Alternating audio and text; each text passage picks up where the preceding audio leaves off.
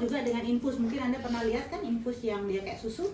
Nah, dia ada pencampuran, ada beberapa yang dicampurkan, ada urutannya juga cara nyampurinnya, dan itu akan diberikan ke pasien. Nah, pasien apa saja yang boleh atau harus diberikan cairan parenteral? Yang pertama adalah kalau dia diberikan lewat selang, kita tahu GI tract ya, gastrointestinal tractus atau saluran sistem pencernaan. Kalau yang di upper GI tract dia ada gangguan, tetapi lower GI tract-nya dia masih berfungsi dengan bagus, kita bisa gunakan sonde. Ya, misalnya orang dispepsia, mau minum dikit muntah, makan dikit kesedak, nggak bisa, susah dia nelen. Ya, orang KNF kanker nasofaring yang notabene dia baik yang tumornya baru menutup parsial maupun total, itu dia nggak bisa untuk makan, tetapi dari gaster ke bawah intestinnya, enzim-enzimnya semua masih bagus, itu kita boleh berikan sonde. Nah, kalau misalnya sistemnya ini dia sudah mengalami gangguan yang lebih kompleks, misalnya pada orang yang mengalami komplikasi dan mulai ada gangguan multisistem, ya, misalnya dia komplikasi bisa ke DM, plus dia ada juga bisa ginjalnya bermasalah dan segala macam. Untuk pemberian makanan walaupun dia personde itu kurang spesifik. Karena apa? Di DM dia harus butuh yang ini, yang dia ginjal dia nggak boleh yang ini, jadi lebih ribet. Dan GI tract-nya pun kadang-kadang sudah ada gangguan. Misalnya pada pasien dengan DM sering sekali dia terjadi perdarahan di lambung. Makanya pasien DM tuh sering banget dia terkena hematitis melena. Jadi muntah juga, melena juga. Sehingga GI tract, lower GI tract-nya dia juga trouble. Sehingga pilihannya biasanya adalah dengan parenteral yang berbentuk infus. Jadi dia akan masuk ke langsung pembuluh darah. Tetapi yang perlu Anda ketahui, kalau misalnya nutrisi parenteral itu berupa infus, yang notabene di dalamnya pasti ada nutrisi-nutrisi dengan molekul-molekul besar, itu nggak boleh pakai distal. Jadi Anda biasa kalau infus kan pasti di distal kan, yang terjauh dulu kan. Nah itu nggak bisa, pasti dia akan pecah atau dubur, atau kalau dia sudah terpasang dia pasti akan plebitis. Nggak usah nunggu 1 hari lah, sekian jam pasti sudah plebitis dan itu macet. Makanya biasanya yang kalau dia sudah dapat seperti itu, cairan parenteral atau infus yang dia hipertonik ya, yang agak kental, itu pasti kita akan rubah lokasi untuk infusnya. Paling dekat itu adalah daerah brachialis di sini. Ini kita sobek dikit, masuk infusnya, venoket sekitar 10 cm, baru masuk sini, baru nanti kita jahit tutup. Jadi bukan yang cuma segini, dia panjang ya. Atau yang paling gampang adalah di vena sentral, langsung di sini vena sentral masuk. Tetapi kalau untuk masang vena sentral biasanya dia karena dia minor surgery ya, bedah minor, pasti biasanya adalah dokter bedahnya atau anestesi. Dan dia harus dilengkapi dengan monitor jantung yang plus dengan EKG-nya. Kenapa? Karena begitu vena kateternya atau venoketnya itu masuk, kita nggak bisa lihat itu dia nyentuh jantung apa enggak. Makanya kita lihat dari monitor. Kalau kita masukkan, kemudian tiba-tiba heart rate langsung naik sampai 200, itu harus langsung ditarik. Karena kemungkinan dia sudah kena di jantung. Jadi itu dianggap sebagai stresor untuk jantung. Karena dia hanya di sana. Nah kalau di vena sentral itu Anda lebih gampang. Kenapa? Karena vena sentral besar banget. Jadi mau masukin asam amino boleh, Anda mau ngasih obat di sana boleh, Anda mau ngukur status cairan pasien dengan pengukuran vena sentral pun juga di sana. Nah, tapi biasanya kalau dengan pemasangan vena sentral itu biasanya di daerah ruang yang insentif care-nya lebih tinggi. Jadi misalnya kayak HCU ataupun ICU. Ya, kalau yang di ini biasanya enggak. Jadi indikasinya pemasangan NGT atau pemasangan sonde itu adalah pasien yang mengalami gangguan nutrisi, tetapi kita harus tahu bahwa lower GI tract-nya masih berfungsi dengan bagus ya. Nah, kontraindikasinya apa? Ada indikasi, ada kontraindikasi kan? Kontraindikasi yang pertama itu jelas adalah pasien dengan gangguan atau curiga ada cedera di vertebrae, terutama di daerah cervical. Kenapa? Karena nanti kita harus rubah posisi pasien, ini nggak boleh. Kalau orang dengan cedera atau bahkan suspek aja cedera pada vertebrae, itu nggak boleh dirubah posisi. Kemudian yang kedua adalah pada pasien-pasien dengan head injury, ya, head injury yang dia ada darah fraktur darah muka atau memang belum ketahuan apakah ada trauma di daerah cervical atau vertebrae atau enggak. Misalnya pasien masuk di IGD, dia dengan penurunan kesadaran, ada riwayat benturan di kepala, head injury, biasanya moderate sampai severe head injury, itu kita nggak pasang NGT dulu. Ya, seperti itu. Kemudian kontraindikasi lagi adalah, misalnya pasien yang dia paling sering itu percobaan untuk suicide ya, percobaan untuk bunuh diri, dia minum asam kuat yang bersifat korosif. Jadi misalnya kayak pembersih porselen, nah itu nggak boleh dipasang. Kenapa? Karena kalau Anda pasang, ini masih ada sisa di sini asam kuatnya. Begitu Anda pasang, ini ketemu dengan plastik, cair dia. Nah itu akan nanti nempel jadi sikatrik. Jadi dia akan jadi jaringan nempel di esofagusnya. Itu yang nggak kita inginkan. Tapi kalau yang lain mungkin masih bisa. Jadi bisa kayak misalnya kayak obat serangga dan segala macam itu kita masih bisa ini untuk nanti umbah lambungnya. Ya, oke. Itu adalah indikasi dan kontraindikasinya. Prinsip pemasangannya di sini bersih, ya. Karena kita tahu bahwa GI tract kita itu dia punya sistem pertahanan yang bagus, ya kan?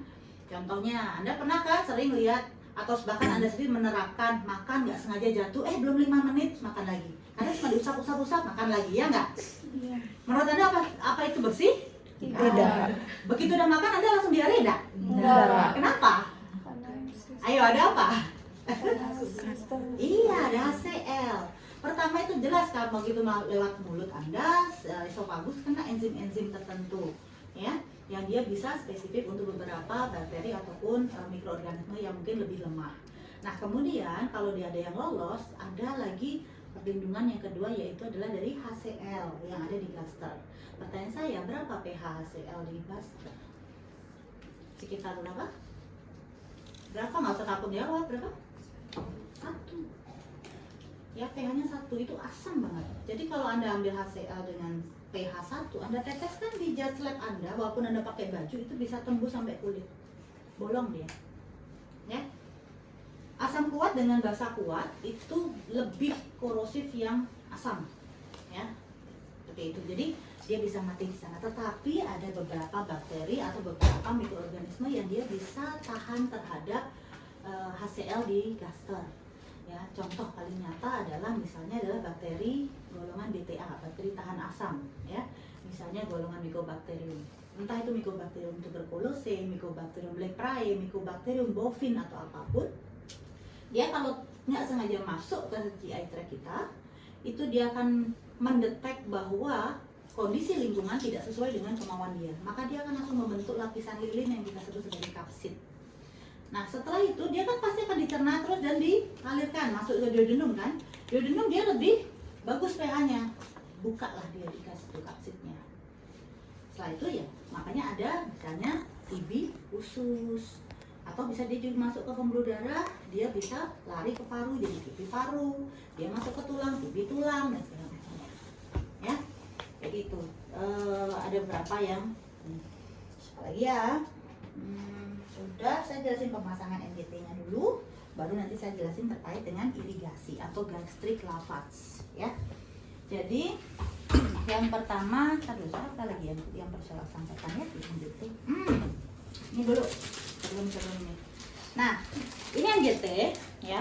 NGT singkatan dari nasogastric tube. Sebenarnya ini adalah gastric tube aja ya, gastric tube, tetapi kenapa disebut NGT? Karena metode masuknya. Jadi ada 3 metodenya. Yang pertama NGT, nasogastric tube, artinya naso dari nasal, gastrik dari gaster. Ya. Kemudian ada OGT, orogastric tube, oro dari oral, ya, gastrik dari gaster. Dan ada GT saja, gastric tube. NGT pada orang dewasa biasanya kita gunakan NGT. Jadi pakai nasal. Jadi dari hidung sampai ke gaster. Bayi, anak-anak itu biasanya kita gunakan OGT. Kenapa? Karena septum nasalnya masih belum terbentuk dengan sempurna, sehingga kita pakai OGT. Kapan kita lakukan pemasangan GT? Biasanya pada pasien, kita tahu tadi kan indikasinya uppernya bermasalah, lowernya bagus. Tetapi masalahnya di sini adalah saluran pencernaannya tertutup total. Misalnya pada pasien dengan KNF, kanker nasofaring. Kanker nasofaring kalau kita bisa tumornya itu di remover, tumornya diangkat, oke.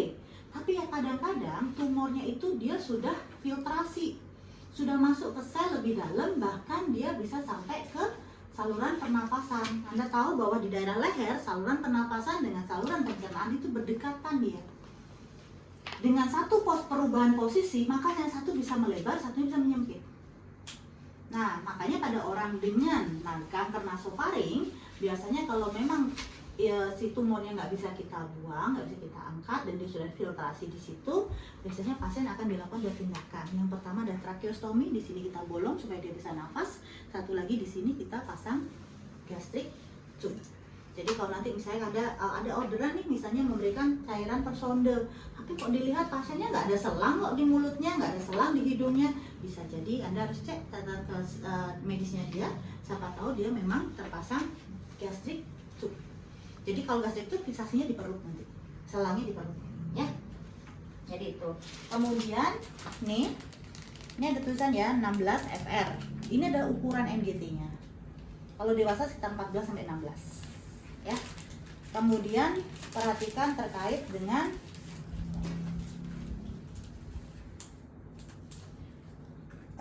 karakteristik daripada selang MGT. Anda bisa lihat di sini ada lubang ya, ujungnya nih lubang. Kemudian di sebelah-sebelah nih, lihat ya, ada lubang-lubang juga kan. Nah, ini nanti tempat makanannya dia atau cairannya dia keluar. Oleh karena itu, pada saat pemasangan MGT, Anda kan kasih jelly, Anda nggak boleh bentuknya begini. Ya, dari belakang ke depan itu nggak boleh. Jadi dari belakang ke depan tuh dia harus begini, ya, supaya ini tidak tertutup semua, karena jelly bisa mengeras tuh. Oke, sekarang kita ke step by step, ya. Oke, tahap pertama jelas sama prainteraksi. Di prainteraksi Anda harus tahu lihat catatan keperawatan dan medis pasien. Nah, untuk catatan keperawatan pada pasien-pasien yang memang direncanakan pemasangan sonde, apa diagnosa keperawatan yang muncul? Defisit nutrisi. Bisa defisit nutrisi, bisa risiko defisit nutrisi, ya. Kemudian kita cek catatan medis pasien untuk melihat apa? Indikasi dan kontraindikasi, ya. Kemudian baru kita cuci tangan, kita siapkan alat. Alatnya ada stetoskop, kemudian selang gastric tube-nya, kemudian handscoon, hands wrap, kemudian jelly, air minum, di sini ada tisu, ada kasa, ya. Nah, squid yang dipakai biasanya saya nggak gunakan yang 60 ya, 60 ini bisa untuk berikan makan. Kalau untuk pemasangan, Anda cari di atas 10, lebih bagus kalau 20, kemudian yang lebih besar oke lah, ya. 20-50 boleh, yang penting di atas 10. Kalau jangan ambil yang 5, apalagi 3 nggak boleh, ya, nggak guna. Kemudian ada gunting perban, pen light. Yang di dalam sini ini ada tong spatel, ya, ada klem, kemudian ada pinset. Saya nggak terlalu ini, kalau pinset Anda boleh pakai anatomis boleh, chirurgis boleh, nggak ngefek juga. Karena pada pemasangan MGT, kalau nggak ada pinset gimana, boleh nggak boleh juga. Jadi pemasangan MGT itu bisa dengan tangan, tetapi kendalanya adalah karena dia nanti diberikan jelly, biasanya pada saat awal itu kita agak susah kalau gunakan tangan, licin dia. Makanya biasanya kita gunakan pinset, ya. Kemudian jangan lupa kalau tong spatel harus dikasih kasa. Oke, setelah itu klem ini juga sama, boleh pakai boleh enggak, tergantung. Ini jenis MGT-nya yang biasa ya, ada MGT yang bagus dia ada tutupnya. Kalau udah ada tutupnya Anda nggak perlu pakai klem dulu, karena kita tinggal tutup aja. Kemudian kita siapkan untuk fiksasi. Jadi untuk fiksasi di hidung,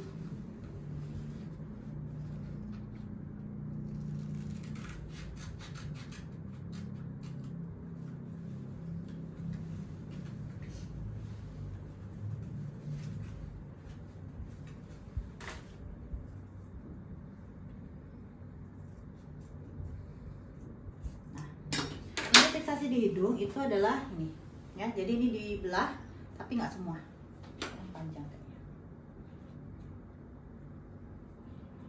Nah, ya. Jadi dia Anda buat seperti ini.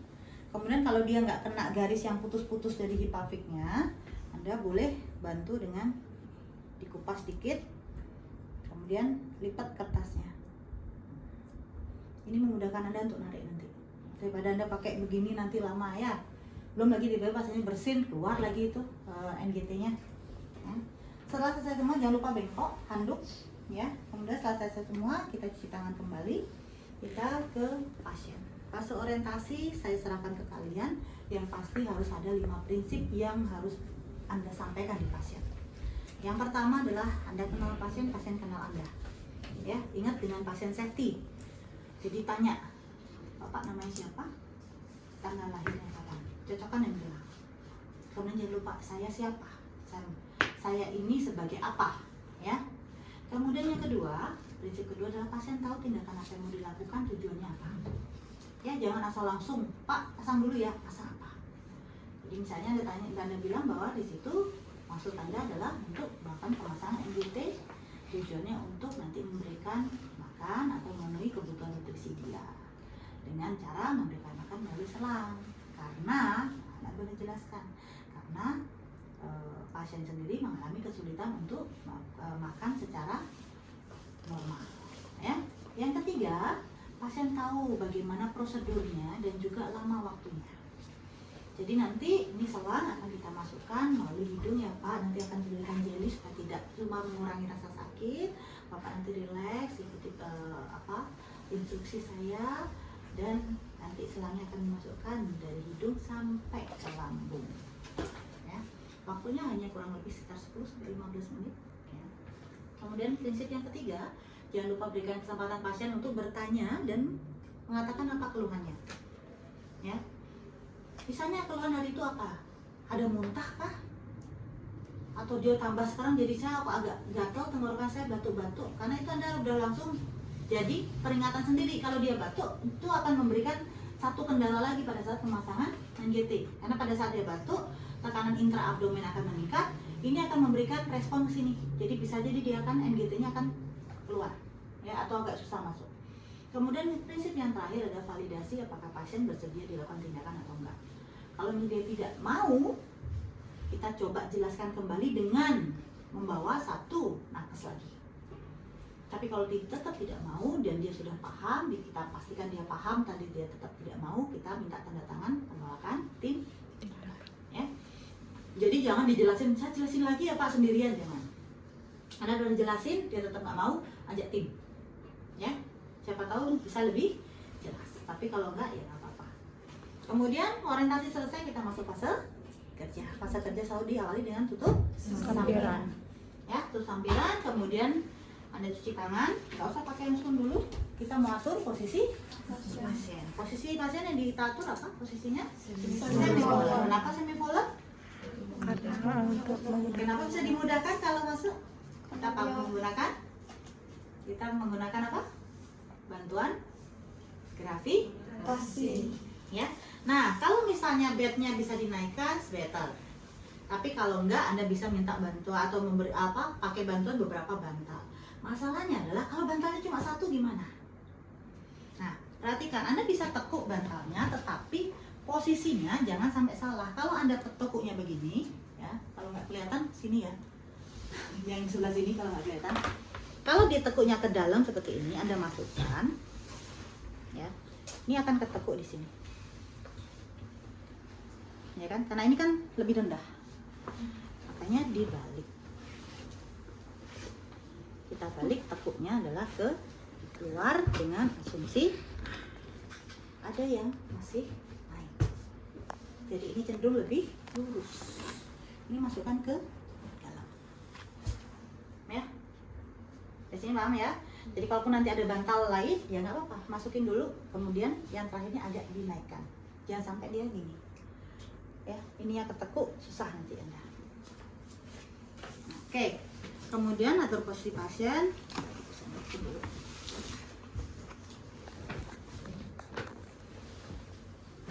Dekatkan alatnya yang Anda perlukan. Bengkok, ya. Kita nggak tahu pasiennya tiba-tiba pengen muntah.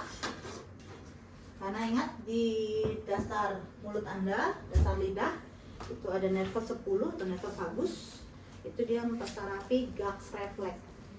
Gags refleks itu adalah refleks muntah, namanya juga refleks, nggak bisa digatur. Kalau nggak percaya coba tangan Anda masukkan sampai raba pangkal lidah Anda, kendalikan Anda nggak muntah, nggak bisa, pasti gitu langsung, ya kan? Itu udah termasuk di gags refleks, ya.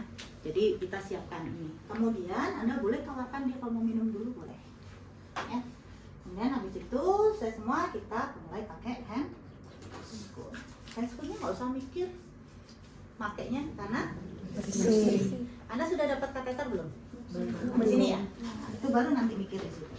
Saya singkirin dulu ya.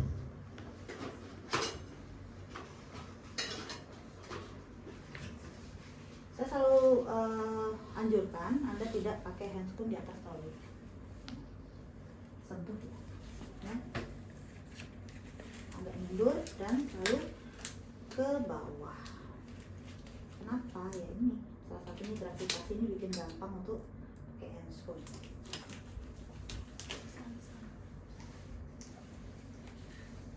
Nanti yang tangannya, nah yang tangannya gede-gede ini kayaknya ukuran 7 deh hand spoonnya. Yang tangannya agak besar mungkin bisa Anda pakai ya sendiri hand spoon yang ukuran 7,5 ya. Saya nggak tahu besok dikeluarin apa. Yang kemarin di OC itu 7,5. Kalau 7,5 saya gede ya. Saya biasanya juga sama sarankan kalau udah pakai hand spoon ya supaya lebih enak di sini. Kemudian yang kita beritahukan ke pasien sekarang adalah kita sepakati kode. Ya, harus informasikan Bapak.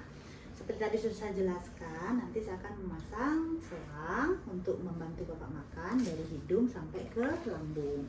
Nah, pada saat pemasangan bisa jadi Bapak merasa tiba-tiba ingin bersin, batuk, atau misalnya tiba-tiba sesek, atau Bapak ingin muntah, atau Bapak merasa nyeri sekali, silakan angkat tangan Pak ya. Nanti akan saya hentikan sebentar. Ya, jadi kita ya, kalau memberikan kode jangan yang susah-susah. Nanti angkat telunjuknya ya Pak ya, angkat jempolnya ya, nggak usah. Wah, angkat tangan aja, udah pasti ada sesuatu ya. Itu yang kita sampaikan ke pasien. Kemudian kita cek dulu hidung yang mana yang mau kita pasang. Yang kita cari adalah pastikan hidungnya dua-duanya harus passage udaranya lancar. At least apa namanya aliran udaranya lancar, nggak ada yang tersumbat. Bu, kalau pilek tuh sebenarnya dia masih ada aliran udaranya, tetapi dia kan karena masih ada peradangan, jadi dia agak susah yang satu. Tapi kalau dia polip pasti nutup dia, karena dia kan kayak tumor ya, kayak massa, jadi dia ada dagingnya, otomatis akan nutup. Nah kalau ada polip di sana, misalnya polip ada di kiri, hidung kiri, apakah Anda akan tetap pasang di kanan? Pilihannya apa? Terus dipasang nggak? Pasang dong pakai OGT. Pilihannya adalah bawahnya, ya. Pilihannya OGT. Nah, bagaimana cara kita ngecek? Kita gunakan jempol, telunjuk, sama buka. Kenapa harus dibuka dikit? Supaya kita langsung kena di kulit, lebih sensitif. Kalau Anda nafas dua-dua hidung, pasti walaupun dengan hand spoon akan terasa. Tetapi ini yang kita cek nanti adalah satu persatu. Belum lagi kalau pasien memang dia sudah mulai lemes, udah nggak makan sekian. Untuk nafas juga nggak akan sekeras kalau nafas Anda seperti ini, ya. Jadi gunakan jempol dan telunjuk.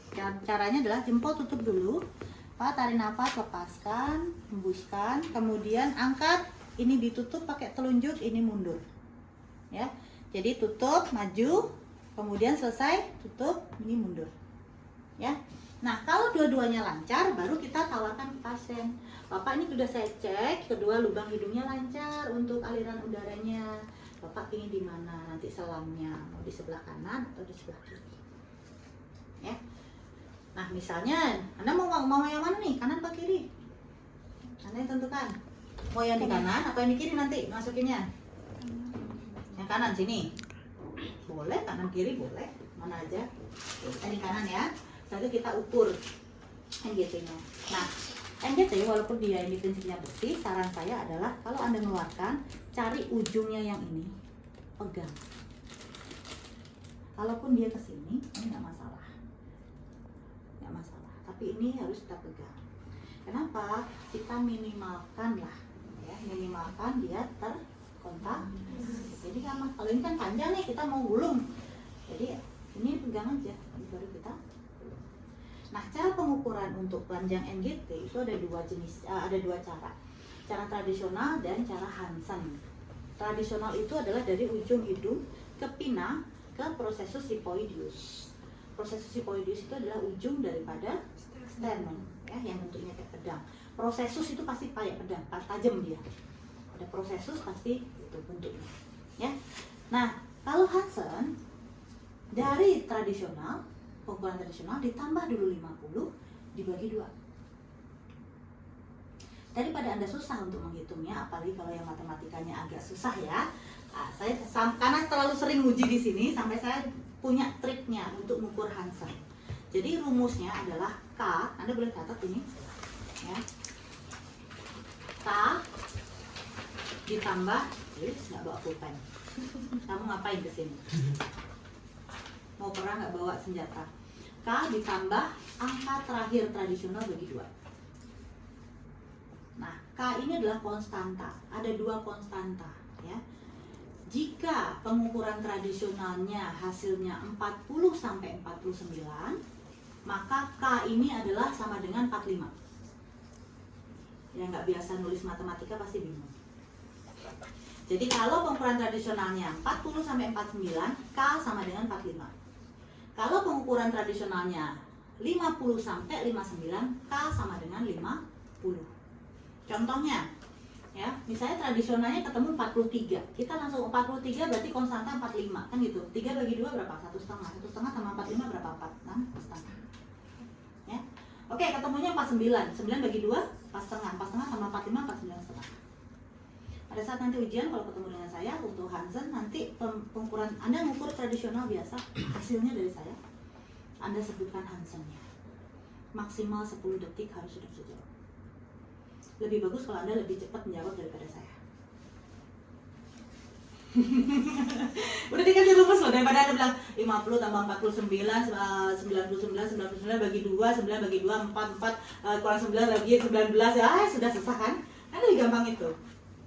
Ya, 47, 7 bagi 2 berapa? 3,5, 3,5 tambahkan 45, 48. Ada 10 detik. Ya nggak? 10 detik itu udah, wow, udah longgar banget tuh waktunya. Nah, sekarang perhatikan cara kita mengukur tradisionalnya. Nah, ada yang mau ditanyakan dulu? Rumusnya?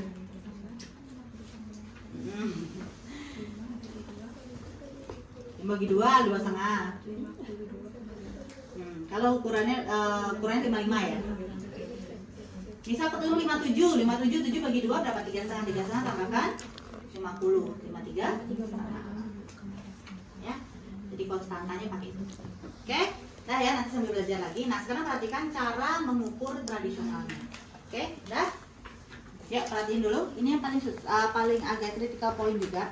Hidung pasien ini, walaupun ini bersih, tapi kita tetap minimalkan kan. Nah, hidung pasien ini kan sering banget ada keringat, ada minyak, dan segala macam.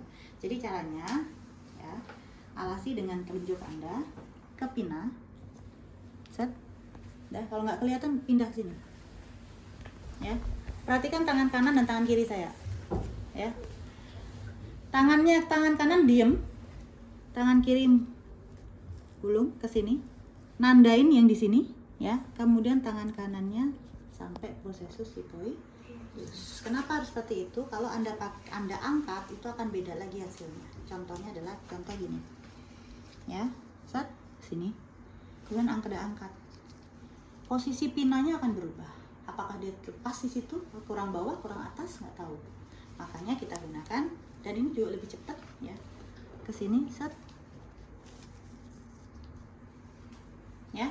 Kanannya diam dulu, kiri ke sana, baru processus sipoideus. Paham ya? Dari sini pun sama aja. Kalau dari sini ya sama. Anda mengukur, misalnya ada yang dominan kiri, pasti enaknya ngukurnya dari sini. Contoh nih, kalau saya nyontohin pasti agak aneh karena saya dominan kanan ya. Saya kiri ya sama aja, sini ya, ke sini, baru nanti di kanan. Yang kiri diem, kanannya akan gantiin, baru ini dia ke sini. Tapi kalau dominan kiri Anda di sana. Jadi kalau Anda yang dominan kiri, jangan di sebelah kanan pasien, sebelah kiri. Kalau Anda dominan kanan, kita sebelah kanan. Ya, kadang-kadang kita digeneralkan seperti itu. Oke. Nah, sekarang kita udah tahu kan ukurannya, angkanya. Kita akan mulai untuk mau masukkan NGT-nya. Dengan cara pertama ada jelly. Nah, jelly ini tidak hanya dipakai di NGT yang prinsipnya bersih, tapi dia juga bisa digunakan di kateter yang prinsipnya steril. Sehingga jangan menggunakan cara Anda mengeluarkan pasta gigi untuk jelly. Saat ini nggak boleh. Caranya adalah keluarkan, kalau udah keluar, tempelkan, tarik. Nggak nyentuh ya. Kurang lagi sama. Sentuhkan lagi ujungnya, tarik. Kalau tarik jangan dipencet lagi ya. Nanti dia akan keluar. Nah, kemudian Anda olesi ujungnya ini sekitar 15 sampai 20 cm. Jadi kita olesi dengan jelly. Caranya tadi tidak didorong tetapi dia mundur. Ya. Nah, ini kan masih ada nih, tebel kan? Ulangi lagi terus diputer. Jadi usahakan nanti semua yang terolesi jelly ini dia tipis. Ini tidak tertutup nih lubang-lubangnya. Kalau masih kurang masih kerasa kok kayak tebel, ini lagi aja. Putar-putar lagi, ya.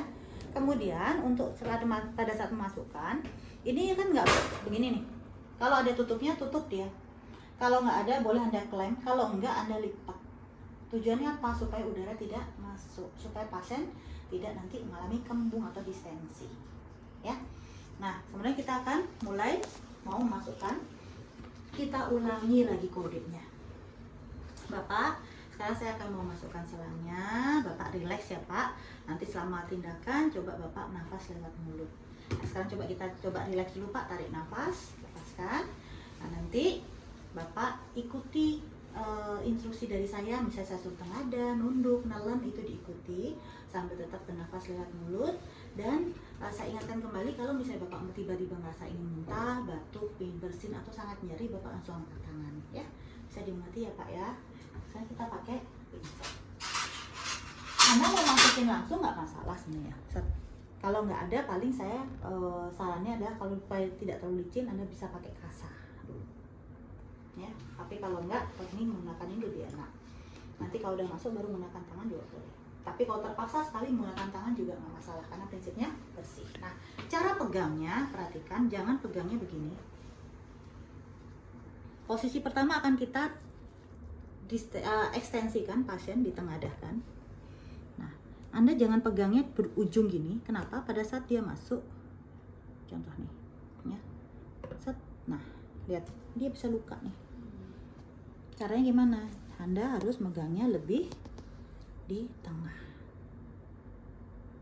Nah, jadi pada saat dia masuk, lihat nih, dia nabraknya ke sini, nggak akan bikin luka ini ujungnya, ya, paham ya? Nah, kemudian nanti Anda akan cari lubangnya, septumnya itu ada di septum nasal. Jadi kalau Anda misalnya masukkan selang dari kanan, dia akan cenderung lebih ke kiri arahnya selangnya. Kalau dia dari kiri, dia arahnya agak ke kanan. Jadi di septum nasal ini, di sini itu ada kayak klep gitu untuk masuk ke nasofaring. Nah, itu yang Anda cari. Itu biasanya nyerinya di situ aja. Jadi Anda nanti akan cari, kemudian akan kerasa klek gitu, kayak masuk sesuatu. Setelah itu pasti akan lebih longgar, lebih gampang masuknya. Nah, pada saat Anda udah ngerasa masuk ke pintu sesuatu, ke lubang sesuatu, kemudian Anda masukkan sekitar 1 cm, dia gampang, lebih gampang, berarti fix dia sudah masuk nasofaring. Maka posisi pasien harus fleksi. Nunduk ya Pak, sambil minum, sambil menelan. Ya, makanya kalau tadi Anda harus kasih dia minum. Boleh di awal, boleh pas mau masukin juga boleh. Tujuannya apa? Supaya ada akumulasi air liur. Kecuali kalau pasiennya nggak sadar. Ya. Jadi itu yang kita gunakan. Di sini juga sama. Anda coba lihat. Ini pertama kali masukkannya agak susah. Nah, kita akan cari dulu. Tek. Nah, udah gampang nih. Langsung dia suruh nunduk. Nah, kalaupun Anda pakai tangan ini juga bisa. Ya, lebih gampang. Pasti lebih gampang itu dia sudah masuk nasofaring. Nah, pas Anda sudah baru masukkan, tiba-tiba selangnya keluar dari mulut. Bisa nggak? Bisa. Apa yang Anda lakukan? Tiba-tiba terus keluar lagi dari mulut. Tarik, tapi nggak boleh semua. Ya, ditarik sambil Anda perkirakan kira-kira dia sudah ada di nasofaring. Jadi tarik sedikit, Anda boleh cek dengan pen light, pastikan di belakang tidak ada yang tergulung. Oke, nggak ada berarti kita masukkan, kita kasih relax dulu ke pasiennya, nafas, kemudian Pak ini kurang nunduk, kemudian dibantu dengan nelen. Kenapa? Posisinya dia, ingat seperti tadi saya bilang, saluran nafas dan saluran cerna itu kan berdampingan ya kan. Pada saat kita nunduk, cerna itu akan cenderung lebih lebar dibanding nafasnya. Kalau dia tengadah, maka yang pernapasan lebih lebar daripada pencernaan. Tapi pada posisi nanggung ini sama-sama nih lebarnya, nggak lebar, nggak sempit. Sehingga apalagi kalau posisi selang kita pas di pertengahannya, nggak masuk di salah satu lubang, dia bisa akhirnya nekuk, dia cari jalan baru yaitu ke mulut. Ya. Jadi tarik dulu sampai ke nasofaring, jangan semua. Kenapa? Karena penyiksaannya di sini nih, sakitnya di sini. Jangan sampai dia harus diulangi lagi. Tarik sedikit, kita lihat dia pakai pen light sudah nggak ada, suruh dia lebih nunduk dan lebih nelen. Kemudian kita masukkan ke sampai dengan yang tadi kita dapat ukuran. Nah, ukurannya itu kan nggak harus, Anda boleh tandai pakai pulpen, boleh pakai spidol, boleh. Tapi kalaupun nggak pun nggak masalah. Ya, ini ada 55, ada 45, tengah titik ini pasti 50. Itu aja. Nah, kondisi yang kedua, tiba-tiba pada saat Anda masukkan, harusnya nih harusnya di 45, di 50 misalnya ya. Nah, Anda baru masukkan sekitar 45, 46 lah. Tiba-tiba, set, keluar cairan kuning. Cairan kuning jelas dari gaster. HCl warnanya kekuningan. Tapi kalau Anda lagi asik-asik, terus kayaknya belum nih. Tiba-tiba keluar dia cairan agak kehijauan. Berarti Anda sudah kebablasan. Dia sudah keluar dari gaster. Cairan kehijauan adalah cairan daerah intestin. Nah, kalau keluar dari gaster berarti dia masuk ke apa? Usus yang paling dekat dengan gaster apa namanya? Pakai apa? Benar? Dua. Atau kita bilang usus 12 jari lah ya. Dua dan numpuk. Nah, kalau seperti itu harus tarik. Tapi kalau dia misalnya ada kekuningan, bisa jadi orangnya itu memang sudah akumulasi HCl-nya tinggi banget nih, sehingga dia naik. Begitu kita masuk si selang, baru aja masuk ke gaster, dia udah cairan udah keluar. Masukkan aja lagi setengah sampai 1 cm. Baru kita cek. Ya, oke, itu beberapa hal yang bisa terjadi. Kemudian setelah itu ini jangan dibuang dulu, karena kita nggak pernah tahu apa yang terjadi di dalam mulut pasien. Taruh dulu di sini. Kita klaim dulu.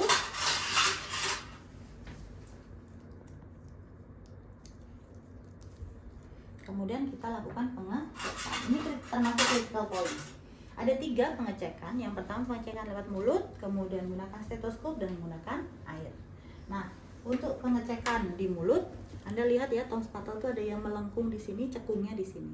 Nah, yang kita gunakan adalah yang melengkungnya di bawah. Jadi untuk neken si lidah. Kalau Anda untuk nyingkirin lidah, baru pakai yang begini. Oke? Ya. Karena kita mau melihat di dasarnya. Jadi lidahnya tetap ditekan ke bawah, kita perhatikan. Bisa jadi yang kondisinya adalah selangnya nggak keluar lewat mulut, tetapi ternyata dia ngegulung di belakang. Wah, kayaknya kita asik aja dimasukin NGT-nya, ternyata dia ngegulung aja di situ. Nah, kalau dia ngegulung di situ, otomatis kita harus tarik lagi, gunakan pinset lagi untuk masukkan, kurang nekuk. Ya, tapi kalau resin udah clear, oke, ini buang ke mangkok. Kenapa? Karena dia sudah ada air liur pasien. Saya jangan dibuang ya, enggak sekali pakai. Kemudian kita gunakan pengecekan yang kedua, yaitu menggunakan stetoskop dengan memasukkan udara 10-20 cc.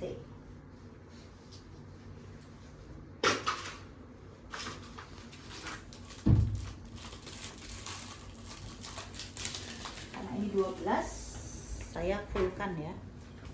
Saya sih tidak rekomendasikan 10, walaupun dia 10-20. Kalau Anda masih belum terbiasa, paling aman itu ada di 15. Atau kalau misalnya pinset split Anda ada bentukan seperti ini, fullkan aja. Ini kan 12 nih.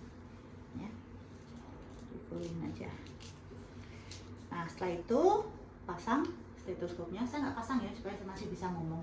Saya kalau kepasang saya ngomong tuh aneh suara saya dengar sendiri soalnya. Ya. Kemudian stetoskop diletakkan di region apa? Saya nggak tanya kuadran loh ya. Di region apa? Ada 9 region di abdomen. Ayo. Kanan paling atas apa namanya? Right? Right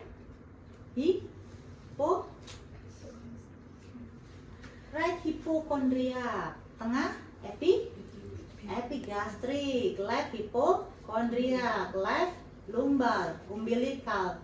Right lumbar, umbilical, left lumbar. Right iliac, hipogastrik, left iliac. Harus hafal. Gaster itu ada di epigastrik, dia miring ke left hipokondria. Jadi dia di arah sini. Ini kan proses sipoidius ya. Bawahnya proses sipoidius itu pasti epigastrik. Jadi Anda bisa letakkan antara epigastrik dengan hipokondria sebelah kiri. Nah caranya Anda boleh kalau begini kan agak susah ya kan. Lepas dulu ininya klemnya. Caranya supaya ini tidak bergeser-geser. Taruh. Perhatikan kelingking saya ada di sini. Ya. Ini nahan, ini megang. Ya. Nah kalau nggak ditahan, kadang-kadang ini, nah, geser. Ya. Kalau kita gini banget, ini nanti neken ke makanya kita kali dengan kelingking. Kelingking ini nggak ada kekuatan lebih dia, maka dia nahan aja. Semuanya sisanya ke sini. Jangan slow motion, nggak kedengeran, ya. Tek, di sini Anda akan kedengeran. Tek. Kalau udah seperti itu berarti dia benar masuk ke gaster, ya. Oke, kita beresin dulu, kemudian kita cek yang ketiga. Karena kadang-kadang kayak nggak kedengeran ya suaranya ya. Kita cek yang ketiga adalah menggunakan air. Terutama untuk pasien-pasien yang tidak sadar. Karena kalau pasien sadar, Anda salah masuk, harusnya dia ke faring, tapi faring dan esofagus, dia belok ke laring. Belok dia ke saluran pernafasan. Pasien Anda pasti langsung gelisah. Langsung kayak, karena dia langsung sama kayak orang tiba-tiba cemplungin ke air. Ya, kehabisan udara. Itu pasti responnya seperti itu. Jadi Anda langsung tarik dulu, tarik dikit, salah masuk dulu, kemudian kasih dia untuk relax dulu atau nafas, baru kurang duduk lagi, ya. Nah, yang kemudian yang terakhir pengecekannya adalah dengan air. Selalu dilipat dulu ya, lipat dulu, masukkan ke air dulu, setelah terendam air baru dibuka. Nah, normalnya ada gelembung nggak? Tidak. Kalau ada gelembung berarti dia masuk ke paru, ya. Jadi harusnya dia tidak boleh ada gelembung. Kemudian lipat lagi, baru keluarkan. Dan klem. Berarti dia sudah betul ini masuknya, ya. Critical point-nya ada 3 pengecekan, berarti dia sudah masuk ke gaster. Ini sudah kita pakai lagi, harus di bawah, langsung kita sambil bereskan alat.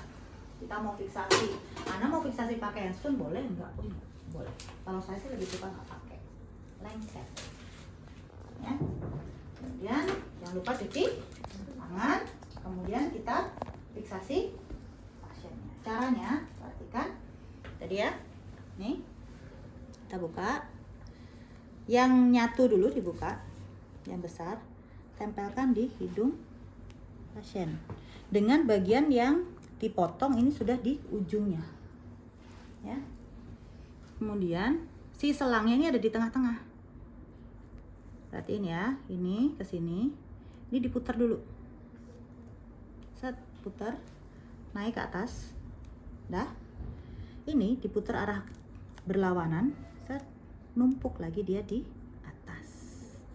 Ini kurang bagus, oh kepanjangan, Anda boleh gunting biar rapi. Nah, rapi kan? Jadi nggak ada itu nanti lama kesana gitu, nggak ya. Apalagi Bu, bagusnya kan pita biar lebih kuat kayak infus itu, kesana sama kesana nggak. Ya kalau di NGT dia rapi di ujungnya. Makanya juga tidak terlalu lebar di sini. Yang di Anda potong juga nggak terlalu lebar. Jadi nanti nggak nutupin hidung, waktu muter juga nggak nutupin yang lubang sebelahnya. Ya, kemudian kita sambil bereskan anduknya atur posisi pasiennya.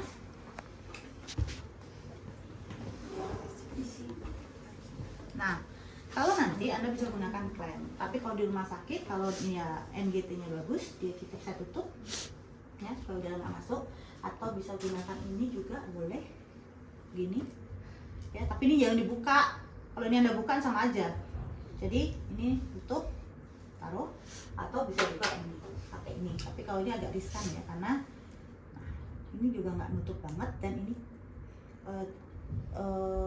kita nggak tahu pasiennya gimana, ini benda tajam soalnya, ya. Jadi biasanya kalau saya sarankan kalau nggak ada mentok, nggak ada pakai ini. Ini yang kayak kita ngecek udara tadi. Nah, gini aja, ya.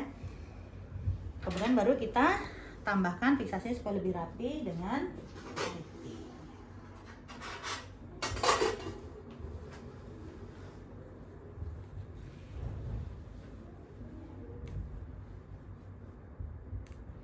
Ya, letakkan dia di atas bantal pasien. Kemudian cuci tangan kembali, buka sampiran, kita lakukan terminasi. Terminasi juga ada beberapa hal yang harus Anda perhatikan. Yang pertama jelas ada evaluasi subjektif dan objektif. Kemudian dia ada kontrak, ada reinforcement positif, dan juga masih tetap kita berikan informasi terkait dengan hal-hal yang harus diwaspadai pasca tindakan. Jadi, Bapak saya sudah selesai melakukan pemasangan NGT atau selang untuk pemberian makan. Apa yang Bapak rasakan sekarang? Pasien biasanya akan mengeluh agak sakit nih, perih hidung saya. Nah, kalau pasien sudah merespon seperti itu, jangan Anda ya udah gitu aja. Oh iya Pak, nggak gitu responnya. Harusnya Anda harus validasi. Kenapa? Jelasin. Oh ya Bapak, kemungkinan tadi terjadi sedikit iritasi pada saat pemasangan selang. Hal itu wajar, tapi nanti akan menghilang. Akan tetapi kalau misalnya sampai 30 menit nanti nyerinya tidak hilang, bahkan bertambah parah, atau misalnya tiba-tiba Bapak ada mimisan, ada keluar darah atau gimana, Bapak cepat lapor. Jadi kita sekaligus edukasi pasien apa sudah dilakukan kalau misalnya terjadi komplikasi. Nah, kemudian itu ada subjektifnya. Evaluasi objektifnya adalah, nah terlepas dari itu semua Bapak, tadi saya sudah pastikan selangnya sudah masuk melalui hidung Bapak sampai dengan lambung ya Pak. Saya sudah melakukan pengecekan sampai 3 kali dan memang selangnya sudah sampai di lambung dengan benar. Jadi diinformasikan, sama seperti Anda kalau mau cek TTV kan pasti ada hasil ya. Nah, oleh karena itu Bapak nanti karena ini sudah terpasang dengan benar, kurang lebih 10 menit lagi saya akan datang lagi ke sini untuk memberikan Bapak makan melalui selang atau melalui sonde ini. Nah, sebelum saya persiapkan, saya tinggal dan persiapkan untuk makannya. Ada yang perlu Bapak tanyakan? Atau mungkin ada keluhan lain?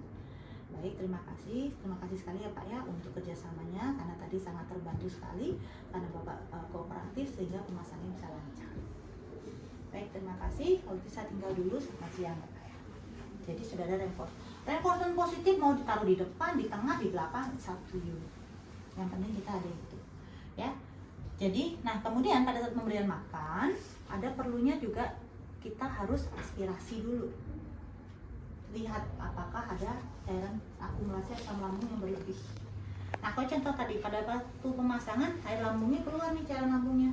Anda boleh sekaligus langsung aspirasi. Tulis misalnya, jadi nanti di dokumentasi akan ditulis misalnya DS, pasien mengeluh agak perih di hidung sebelah kanan tempat pemasangan NGT. DO-nya sudah terpasang NGT ukuran 16 cm di hidung sebelah kanan kurang lebih 50 cm ya. Kemudian retensi atau residu boleh, retensi boleh, HCl positif atau negatif. Kalau positif kurang lebih berapa cc. Ya tadi kalau keluar ya kita tarik dulu. Ya. Nah, pada saat pemberian makan, ini lubang ini selang ini nggak boleh dia isi udara, harus diisi air.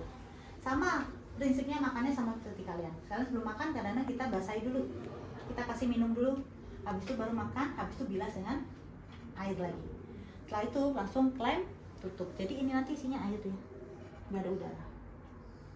Nah, kalau misalnya Anda nih sudah memberikan pasien udah dirawat, udah pasang sonde misalnya udah 2 hari, sekarang mau memberikan makan lagi, Anda baru nih ketemu pasien.